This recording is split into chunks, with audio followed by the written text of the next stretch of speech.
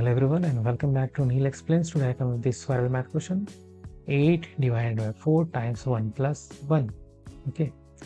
And try to solve by your own and comment your answer to feature in our shortcut list. These are top commenters. Try to feature here by commenting your answer. And we will solve here 8 divided by 4 times 1 plus 1, that is equal to 2. In the next step, 8 divided by 4 times 2, that is equal to 8, and 8 divided 8 with 1.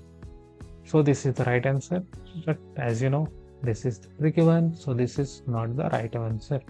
So we will write again our question to get the right answer like this. Okay, we will follow the PEMDAS here. So what we have, first parenthesis, PEMDAS stands for parenthesis, exponent, multiplication, division, addition, subtraction. Okay, first we have to solve this parenthesis part. So we will write here 8 divided by 4 times 1 plus 1, that is equal to 2.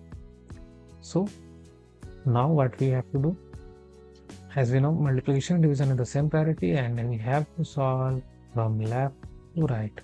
So we will solve this part, 8 divided by 4. So 8 divided by 4 will give result 2.